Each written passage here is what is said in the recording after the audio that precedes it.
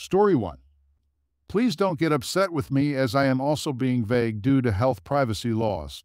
I am a practicing nurse in both an active clinic as well as an emergency room nurse overnight. My life is hard enough. On with the show. It is a regular Thursday night at the emergency room. After my first job and the issues I had at the clinic, I am already done with nonsense. And I do like to look at myself as a good Southern woman, accent and all. So, I am plugging myself in for another 10-hour shift. We have the usual revolving door of patients coming in for a busted eardrum, medication referrals, and a few ambulances arriving with patients from a nearby elderly home. Most nights, it's for a urinary tract infection. Fun fact, most elderly will get aggressive or become disoriented when they have one. Typically, we keep them overnight for observation or let them hang out in the emergency room for a 3-hour nap. They're just so cute. Most of the time, we can have you in and out within an hour and a half on a good night. I don't know what was in the air on this particular night, but things were smooth. We all know the emergency room staff, are always superstitious and just waiting for that one individual seeking a euphoric fix to roll up. It was just after midnight when a mother and her young daughter walked up to the registrar. There are like 20 cameras at the nurse's station, so we can see everything, maybe a little too much at times. This mom wants us to take a look at her daughter. The registrar, who is just barely out of high school, inputs her into our medical system and has the patient fill out the basic demographic information needed for a patient to be seen. Our lovely registrar is seen on the monitor getting up and coming to the back to ask a question. Registrar nicknamed Nicole. Hey, do we have a victim's advocate on staff tonight? Me. No. Why? Nicole. Well, this mom out here is claiming her daughter has been assaulted and would like to be evaluated. Me. Well, we can do the evaluation, but there is no advocate unless I call the authorities. Nicole says a quick thanks and returns to the front, registering the little girl, approximately 11 years old, into the system to be seen. My medical assistant goes to the triage room, calls them in, and starts the preliminary evaluation, then gets them settled in bed for. Quick note here, our emergency room is set up like a staple like this. We can see you in any matter and can get to you in seconds if you begin to code. Once settled in, my medical assistant comes up to me and gives me that one look. You know the look. That mom is difficult. It's not so much that she is crazy. It's that this mom makes trouble for anyone. I get up and go into the room. I greet the mother and teen. I ask them what they're here for. Entitled mother. My daughter has been assaulted. I want her to get all the testing done. Young girl. Mom, the girl pleads, nothing happened. Can we just go home? Entitled mother. Hush up, she hisses at her daughter. Will this take very long? I need to get some rest before work tomorrow. Me? Well, ma'am, I can do any testing or treatment needed. The testing times may vary. However, I will have to speak privately to your daughter and obtain her permission to run some of those tests, as they are very invasive. Entitled mother gasps and looks offended. What do you mean?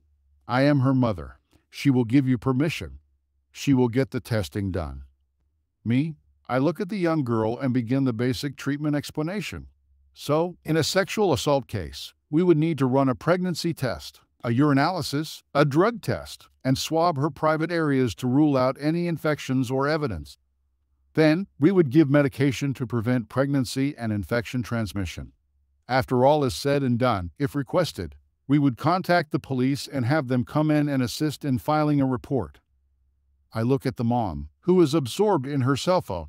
I reach for one of our urine collection cups and attempt to hand it to her. Young girl, embarrassed and probably wanting to hide under a rock. Why? Let's just get it over with. Me. Sweetie, is this not something you want to do? Would you like to talk about it?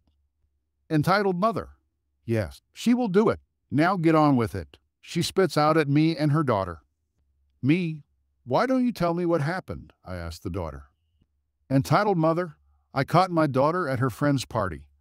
Waves her pointer finger at me. There were boys. There were drinks and illegal substances. You're turning into a really little troublemaker. Well, I won't let that boy touch my daughter and get away with it. Young girl. Tyler did no such thing. And it was soda, not alcohol. Mom, can we please just go home? The girl is pleading and near tears.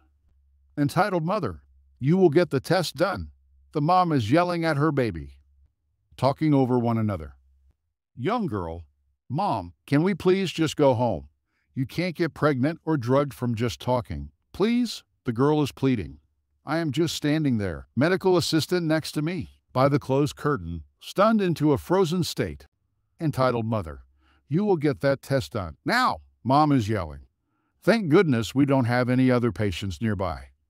Young girl, nothing happened. Why do I have to get the test? The girl begins to cry.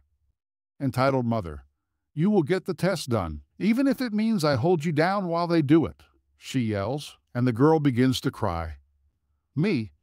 Nah, ma'am, I cannot and will not force your daughter to do anything against her will. Entitled mother, what are you saying? You won't have to. I will make her. What? Are you not going to treat my daughter?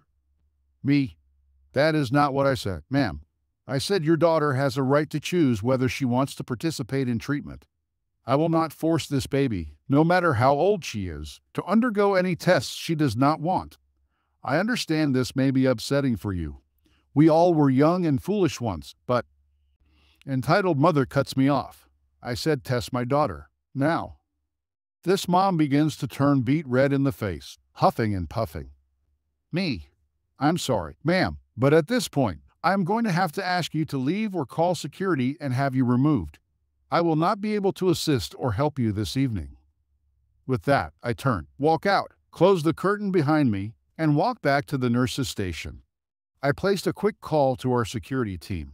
The mom comes out from around the curtain, standing in the hallway, screaming at some poor soul on her phone, blabbing about how she is going to sue the whole hospital and that we are refusing to care for her poor baby that was just assaulted by some troublemaker. The security guard comes to the station. I point in the direction they head over and escort her out. I haven't seen or heard from them since. As a precaution, I did call Child Protective Services and have a welfare check done on the young girl. I hope that girl is okay. Update. After the mom and daughter left the emergency room, the security team and I had placed separate calls to the local Child Protective Services. I did not know they made a call.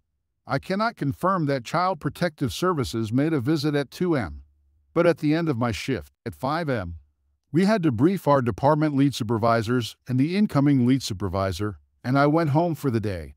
Upon hearing about the night's conflict, the security team's supervisor got in contact with someone from the Child Protective Services office and his good old buddy, our city's chief of police. He was able to fill me in on what had transpired. A Child Protective Services worker and the chief made a personal house call by 9 a.m. the next day. Child Protective Services was able to do a thorough investigation with a frantic mom. The mom was arrested for assault battery on a minor and neglect. As for the young girl, she was placed with her aunt, who lives a few houses down. When they went home, the minor tried to stand up to her mom, and her mom threw something at her daughter that caused swelling and bruising to the right side of her cheek. There is no father in the picture. The young girl has since testified against her mom, stating that alleged abuse had happened frequently and oftentimes she was left alone for days, sometimes weeks. The young girl was granted guardianship to her aunt through Guardian Ad Litem, an organization that aids children in domestic situations. The young girl could choose to never see or speak to her mom again. According to the chief and security supervisor, the girl had reported additionally that her mom has been drinking and hanging out with a string of strangers, and it was discovered that the mom was into illegal substances and alcohol. The mom had tried to plead insanity or that she was mentally unstable to answer for her actions. Only that was determined otherwise by the court. She is set to be sentenced in 2 weeks. The mother is looking at 6 to 10 years of jail time. Story 2. It started when we saw a man dent another guy's car and hit a potted plant in the parking lot of my business. I work at a bar and grill, and this was during the Super Bowl, so I wasn't really surprised to see some drunk guy just clip someone's car and nearly crash his own. This guy stumbled up to the door of the bar and definitely looked like he'd had one too many beers. I walked up to the manager and announced the arrival of the drunk guy. He said not to worry and that he would probably relax once he sat down. Just picture this guy basically kicking in the door and stumbling to the bar. He was overweight and was wearing a black tank top and khaki shorts. Let's call him Drunk Guy. Drunk Guy walked up to the bar and immediately started to yell at the barmaid. "I want a Racer 5, lady." She looked annoyed but reluctantly went to the taps and poured him a beer, though it was noticeably less full than most of the other ones she had poured that day. As the Chiefs scored a touchdown, he practically smashed his mug on the counter of the bar and yelled a stream of curse words. Heads quickly turned in his direction. I asked my manager again what we should do, and he just said, "Go over there and tell him to stop disturbing the peace." I walked over, and he was staring at my Chiefs hat like it was poison. "Sir, please stop disturbing our customers," I said, and there was a bit of nodding from the table closest to him. The only distinguishable thing I could hear him yell was, "Go away." At this point, I wanted to call the police, so I did just that. Unfortunately, the lady at the desk gave me the simple statement of, "The police are occupied at the moment." I countered with, "Is there anyone there at all?" "No police. We have a few firefighters, but no police." "Thank you for your trouble," I said, and then hung up. At this point, the guy was inches away from throwing punches. Therefore, I took matters into my own hands. He had gotten an order of wings and was eating them like a wild animal. "Leave the premises, or we're calling the police," I said as he threw a wing at the wall. "What are you going to do, kiddo?" he said to me. I was furious with him, and I just walked up to my manager, who was at the moment entranced by an extremely long and reckless pass by the Chiefs that fumbled. "Can I have some help with this?" I asked her. She responded with, "Call the police," and I said I had tried. She decided to walk over there. All I heard was a bit of yelling until the guy smashed her face with his mug. I knew that this guy would be going to jail when we got out of this mess. I called the police, and they had some officers unoccupied and sent them to the restaurant. The guy must have been listening to my call because he bolted out of the restaurant. He was about to be charged for drunk driving, assault, and theft. He drove away, but not before breaking someone's right mirror. The police arrived 5 minutes later. We pointed out the direction he went, but we didn't catch his plate number. We gave a description of his car, a thoroughly duct-taped Corolla, and his face, which looked like Vernon Dursley from the Harry Potter movies, except with a scraggly beard. I left my shift after that, and my manager closed the restaurant. When I came back in the morning, I saw a spider web of cracks along the huge main window of the bar. My manager was standing in the doorway with a few other employees behind her who were all laughing. "Come look at this," was all she said. I followed her inside. She brought me into her office, where she had her Mac turned on and played a video. It showed the guy from yesterday shooting the windows of the store with a gun. Also, his license plate was very clearly visible from the camera. A happy ending to end this mess. Story 3. This happened many, many moons ago in Ohio or Indiana at a festival. Here's the story. My friend, her husband, a super kind guy who lost a leg as a child and gets around surprisingly great by hopping, once brought a full glass of water to me without spilling it while hopping. This is important later. There are 2 children and I crammed into a car, maybe a smaller SUV, along with our camp chairs and cooler to enjoy music at a festival's live music. As we pull up, he shows the attendant his handicap placard that has his picture on it. We are waved into the handicap parking, which is closer to the park where we can watch the kids on the playground and the band without schlepping all of our stuff very far. As we are unloading, a jerk starts yelling about us illegally parking. The husband is sitting in the car, putting up the sunshades, hiding valuables, and waiting for one of us to get his crutches. He had a prosthetic he hated, so he rarely used it. The jerk is yelling obscenities at my friend and me while we're getting the children out of the car before we can get the crutches to her husband. The husband is in the car asking us what's going on, and my friend tells him not to worry about it. Aren't those the famous last words? About this time, the jerk is ramping up like an alcoholic redneck with self-control issues and calls one of us a very bad word. There are 4 females, 2 of whom are adults and the others in single digits. The husband hears the dreaded stupid witch's comment, and he one-footed charges out of the car and aggressively hops. "Yes, it can be done," to the jerk. The jerk's eyes widen when he sees a one-legged, Angry Lyman hopping towards him with a look of death on his face. The husband gets to the door as the sound of locks clicking on the jerk's car and roars. Say it again. The jerk is as white as a sheet, rolling up the window as fast as he can.